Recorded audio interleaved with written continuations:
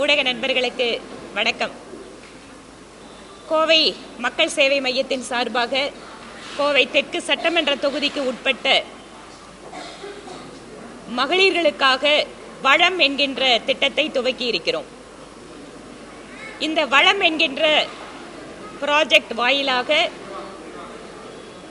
சுய உதவி குழுக்களை உருவாக்குவதும் அந்த சுய உதவி குழுக்களுக்கு அரசாங்கத்தினுடைய திட்டங்களுடைய பலன்களை எல்லாம் பெற்று தருவதும் அவர்களுக்கு தொழில் பயிற்சி கொடுத்து தொழில் முனைவோர்களாக மாற்றுவதும் இந்த திட்டத்தினுடைய நோக்கம். அதற்காக இன்று ஃபினான்சியல் லிட்ரஸி ப்ரோக்ராம் இதுக்காக செபி ஹெல்ப் பண்றாங்க. அந்த நிறுவனத்தோடு இணைந்து பணியாற்ற இருக்கக்கூடிய அன்பு சகோதரிகள் இங்கு திரு ஆல்ஃபா அவர்களும் திரு உஷா பாஜ்பாய் அவர்களும் திரு குரு விட்டல் அவர்களும் மும்பையிலிருந்து வந்திருக்காங்க. நிதி மேலாண்மை ஏனென்றால் ஒவ்வொரு பெண்மணிக்கும் வங்கி கணக்குகளை துவக்கி அவர்களை பொருளாதார ரீதியாக தன்னிறைவு பெற்றவர்களாக மாற்ற வேண்டும் என்பது பிரதமர் மோடி அவர்களுடைய உயர்ந்த லட்சியம். அந்த உயர்ந்த லட்சியத்தை அடியொட்டி நிதி மேலாண்மை பயிற்சி வகுப்புகளும் எவ்வாறெல்லாம் சிறு தொழில்களை அவர்கள் துவங்க முடியும், அதற்கான வங்கியினுடைய கடனுதவி திட்டங்கள் எல்லாம் என்ன என்பதை பற்றி விளக்கமளிப்பதற்காக இன்றைய பயிற்சி முகாம் இங்கு ஏற்பாடு செய்யப்பட்டிருக்கிறது. இந்த நிகழ்விலே ஏழை எளிய குடும்பத்து பெண்கள், நடுத்தர குடும்பத்து பெண்கள் தாங்கள் சொந்தமாக தொழில் துவங்க வேண்டும், அதற்கு யாரேனும் ஒருவர் உதவ மாட்டாரா என்று ஏங்கிக் கொண்டிருக்கக்கூடிய சகோதரிகளுக்கு நாங்கள் உதவி செய்வதற்காக இந்த திட்டத்தை இங்கு ஏற்படுத்தி இருக்கிறோம். சமுதாயம் முழுமைக்கும் பெண்களாக இருந்தாலும் குழந்தைகளாக இருந்தாலும் இளைஞர்களாக இருந்தாலும் ஒவ்வொருவருடைய நலனும் ஒவ்வொருவருடைய வளர்ச்சியை கருத்தில் கொண்டு மத்திய அரசு செயல்பட்டு கொண்டிருக்கிறது. கடந்த 10 ஆண்டுகளுக்கு மேலாக அரசாங்க துறையிலே பல்வேறு மாற்றங்களை பிரதமர் மோடி அவர்கள் கொண்டு வந்திருக்கார். ரிஃபார்மும் நடந்திருக்கு, டிரான்ஸ்ஃபார்மும் நடந்திருக்கு. இந்த 2 நடக்கும் போதே பிரைம் மினிஸ்டர் பர்ஃபார்மும் பண்ணிட்டே இருக்காரு. இந்தியா வல்லரசாக வேண்டும், விக்ஷித் பாரத் என்கின்ற அந்த நோக்கத்திற்காக மத்திய அரசு மாறி வரக்கூடிய உலக சூழ்நிலைக்கு ஏற்ப கல்வி திட்டம் முதல் கொண்டு அரசாங்கத்தினுடைய பல்வேறு கொள்கை முடிவுகள் வரை ஒரு பெரிய மாற்றத்தை இங்கு அமல்படுத்திக் கொண்டிருக்கிறது.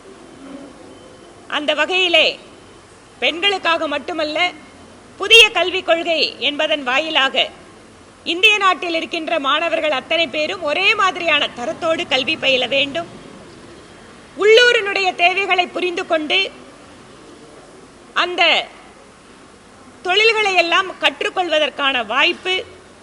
அதே போல இந்த நாடு பல்வேறு மொழிகளை பேசுகின்ற மக்களை கொண்ட நாடு. அதனால் இங்கு 3 மொழிகளை குழந்தைகளுக்கு கற்றுத்தர வேண்டும் என்ற புதிய கல்வி கொள்கையை அடியொட்டி தமிழகத்திலேயும் அதற்கான ஒரு முயற்சியை மேற்கொள்ள பிரதமர் மோடி அவர்கள் கல்வித்துறை வாயிலாக ஒரு மாற்றத்தை கொண்டு வர நினைக்கிறார். இந்த மாற்றம் அப்படிங்கிறது ஏதோ புதிதான மாற்றம் அல்ல, அல்லது முதல் முறையாக 3வது மொழி தமிழகத்து மாணவர்களுக்கு கற்றுக் கொடுப்பதும் அல்ல. ஏற்கனவே தனியார் பள்ளிகள், வசதி வாய்ந்த பெற்றோர்கள் தங்கள் குழந்தைகளுக்கு இந்த மாதிரியான வாய்ப்புகளை கொடுத்து கொண்டிருக்கக்கூடிய இந்த வேளையில் அரசாங்க பள்ளி மாணவர்கள் மட்டும் 2 மொழிகளை மட்டுமே பயின்று வருகிறார்கள். அவர்களுக்கும் அந்த வாய்ப்பினை ஏற்படுத்தி தர வேண்டும். இது கட்டாயம் அல்ல. ஏனென்றால் திராவிட முன்னேற்ற கழக அரசு மீண்டும் ஒரு மொழிப்போர் என்று மக்களை திசை திருப்ப முயல்கிறார்கள். ஹிந்தி என்பது இங்கு கட்டாயம் அல்ல. திரும்ப திரும்ப ஹிந்தி மொழி திணிக்கப்படுகிறது என்கின்ற தோற்றத்தை முதலமைச்சர் அவர்களும் மற்ற தலைவர்களும் இங்கு ஏற்படுத்த முயற்சி செய்கிறார்கள். இது உண்மை அல்ல. ஏற்கனவே தனியார் பள்ளி மாணவர்கள் 3 மொழிகளை கற்று வருகிறார்கள். அவர்களுக்கு கிடைக்கின்ற வாய்ப்பு அரசாங்க பள்ளி மாணவர்களுக்கு, ஏழை மாணவர்களுக்கு கிடைக்க வேண்டும் என்பதுதான் பாரதிய ஜனதா கட்சியினுடைய நிலைப்பாடு. அதே போல தொகுதி வரையறை தொடர்பாக அனைத்து கட்சி கூட்டம் என்ற ஒரு நாடகம் நடத்துவதற்கு மாநிலத்தினுடைய முதலமைச்சர் தயாராகி கொண்டிருக்கிறார். இது தொடர்பாக மத்திய உள்துறை அமைச்சர் கோவையிலே பேசுகின்ற பொழுது அது மாதிரியான எந்த ஒரு வரையறைகளும் இதுவரை இல்லை, ஒருபோதும் தமிழகமோ மற்ற மாநிலங்களோ அவர்களுடைய எம்பிக்கள் எண்ணிக்கை குறையாது என்கின்ற உறுதிமொழியும் கொடுத்திருக்கிறார். இதற்கு பின்னாலும் கூட அனைத்து கட்சி கூட்டம் ஏதோ ஓரணியில் அவர் பின்னால் அத்தனை பேரும் நிற்பது போல ஒரு தோற்றத்தை ஏற்படுத்துவதற்காக மாநிலத்தினுடைய முதலமைச்சர் எந்த அடிப்படையும் இல்லாமல் எந்த ஆதாரமும் இல்லாமல் தொகுதி வரையறை என்கின்ற ஒரு பூச்சாண்டியை காட்டுவதற்கு முயற்சி செய்கிறார். தனது அரசாங்கத்தினுடைய தோல்விகளை மறைப்பதற்காக, சட்டம் ஒழுங்கு பிரச்சனையினுடைய தோல்வியை மறைப்பதற்காக, பெண்களுக்கு ஒவ்வொரு நாளும் ஏற்பட்டு கொண்டிருக்கும் பாலியல் ரீதியான தொல்லைகளை மறைப்பதற்காக இவற்றையெல்லாம் எப்படியாவது மக்கள் மன்றத்திலிருந்து மாற்றிவிட முடியும் என்கின்ற நம்பிக்கையோடு தொகுதி வரையறை, ஹிந்தி திணிப்பு என்கின்ற பழைய நாடகத்தை திராவிட முன்னேற்றக் கழகம் இப்போதும் மேற்கொள்ள முயற்சிக்கிறது. ஒருபோதும் தமிழகத்தினுடைய மக்கள் ஏமாற மாட்டார்கள். நீங்கள் எத்தனைதான் கூக்குரலிட்டாலும் உண்மை ஒருபோதும் மறையாது. பாரதிய ஜனதா கட்சி இத்தனை விஷயங்களையும் மக்களிடம் கொண்டு சேர்ப்பதற்கு தயாராக இருக்கிறது. ஒரு திராவிட முன்னேற்ற கழகத்தில் அவங்களோட பாரம்பரியமே என்னன்னு கேட்டால் தனிப்பட்ட முறையில் தரக்குறைவாக பேசுவது.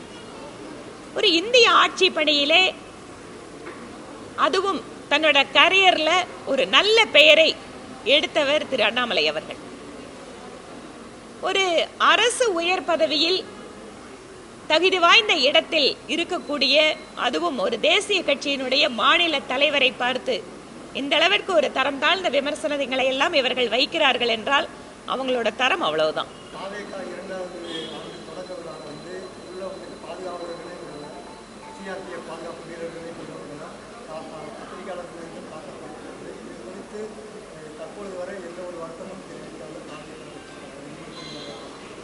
அரசியல் கட்சி அவர் இப்பதான் துவங்கி நடத்திட்டு இருக்காரு. இன்னும் இது போக வரக்கூடிய காலங்களில் பத்திரிகையாளர்களும் ஒரு அங்கம், அரசியல்ல பத்திரிகையாளர்களும் ஒரு அங்கம் என்பதை அவர்கள் புரிந்து கொண்டு நடக்க வேண்டும்.